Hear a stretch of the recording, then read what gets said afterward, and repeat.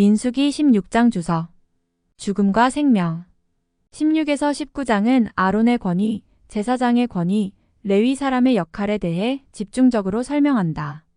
16에서 19장은 광야 유랑 중 레위 사람들 사이에서 일어났던 갈등을 전하며 그 여파로 심각하게 훼손되었던 제사장의 지위와 역할을 거듭 밝히려는 의도를 품고 있다.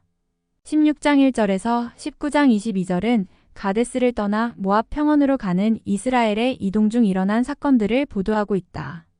가데스에서 모압 평원까지 가는 길은 참으로 멀게 느껴지는 길이다.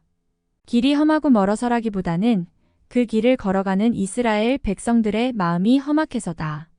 끊임없이 이어지는 불평과 원망, 계속되는 반란과 소동, 그에 따라 줄곧 소개되는 징계와 처방 등이 가데스에서 모압 평원까지 가는 길을 채우고 있다. 그만큼 암울하고 답답한 여정이었다. 16에서 19장은 글의 형식상 크게 둘로 구분된다. 하나는 이야기이고 다른 하나는 규정에 대한 가르침이다. 그러면서도 16에서 19장은 레위인에 대한 설명, 레위인에 대한 관심, 레위인의 지위와 역할에 대한 소개 등에서 일관된 줄거리를 이룬다. 이런 틀 속에서 16에서 19장은 산자와 죽은 자를 거론하며 이스라엘 백성이 광야 유랑 중 어떻게 사망에 이르게 되었는지를 보도한다. 죽음은 반란에 대한 징계였다. 본문은 다음과 같은 질문에 해답을 내리고자 한다.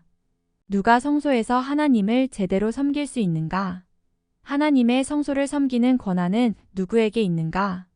하나님의 성소에 접근하다가 도리어 화를 당하게 되는 까닭은 무엇인가? 여호와 하나님의 성막에 가까이 나아갈 수 있는 자는 누구인가? 부정하게 되었다면, 그래서 하나님의 영광을 침해하게 되었다면 누가 어떻게 그런 부정을 깨끗하게 처리할 수 있는가? 1절 다단과 아비람과 온.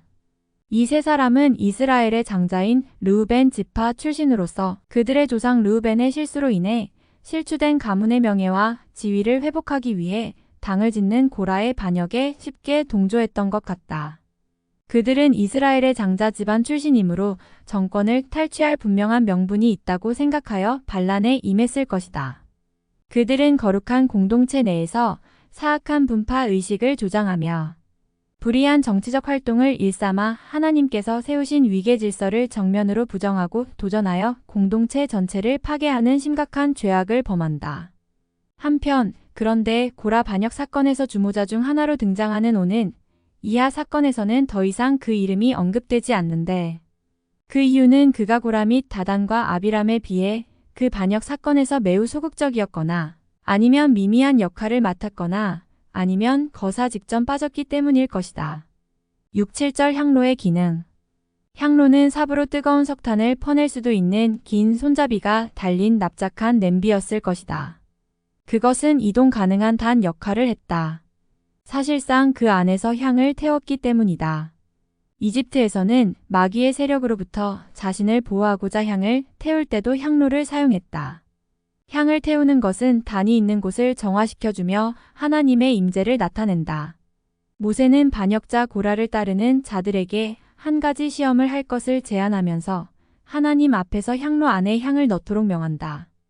향을 넣는 것은 제사장들만의 특전이었으며 부정확하게 그 일을 하는 사람은 제사장이건 제사장이 아니건 누구나 매우 위험하게 될 수 있었다. 10절 레위인과 제사장의 구분. 레위인은 성막과 단 주위의 신성한 영내를 관리하는 일을 했다. 이스라엘 백성이 희생 제사에 바칠 제물을 가져오는 것을 감독하고 백성들이 법규를 어기거나 제사장만이 들어갈 수 있는 신성한 영역에 침입하는 것을 막는 일이 그들의 책임이었다. 제사장은 실제로 단 위에서 행해지는 의식과 제사를 수행했다.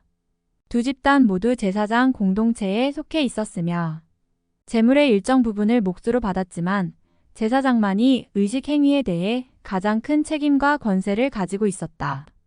임무와 권위를 차별화하는 것은 메소포타미아의 신전 공동체에서도 흔한 일이었다. 13, 14절 젖과 꿀이 흐르는 땅.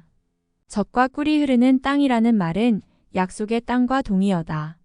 그것은 언약의 일부로 나오며 여기에 나오는 광야의 힘겨운 삶과 대조되어 사용된다.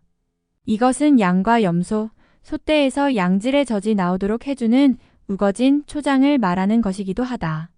14절 눈을 뺨. 이것은 속입수 혹은 어떤 사람을 속이다 라는 의미의 관용구다. 고라를 따르는 자들은 모세를 이미 사람들을 속여서 자신을 따르도록 만든 협잡꾼이라고 부르면서 그가 제안하는 어떤 시험에도 참여하기를 거부한다. 28에서 30절 저주선언. 모세는 자신이 하나님으로부터 권위를 받았다는 것을 보여주기 위해 이집트에서 재앙들을 내렸던 것과 비슷한 힘을 과시하게 해달라고 요청한다. 반역적인 지도자인 다단과 아비람은 온 집안 사람을 거느리고 저항하고 있었으며 모세는 하나님이 어떤 지도자를 택하셨는지에 대해 의심의 소지가 남지 않도록 철저하게 그들을 저주해야만 했다. 그러므로 그는 하나님께 땅을 열어 이 사람들과 그 가족들을 산채로 수올에 빠지게 해달라고 구한다. 고대 근동의 전승을 보면 지하계는 종종 벌린 입으로 묘사되어 있다. 그래서 아무도 그들이 지진과 같은 자연적 사건으로 죽었다고 주장할 수가 없다. 그들의 운명은 예고되었으며 그 일이 일어난 후 모세는 참된 선지자임이 입증된다. 31에서 35절 지진과 불로 심판함. 지진과 불은 둘 다 많은 사람을 죽음으로 몰아넣는다. 이 경우에 모세와 아론을 반대하는 사람들과 그 가족들은 땅과 신적인 불에 의해 삼키운다. 전체 공동체가 그 사건을 목격하는데 그것은 하나님 이 모세를 지도자로 택하셨음을 나타낸다.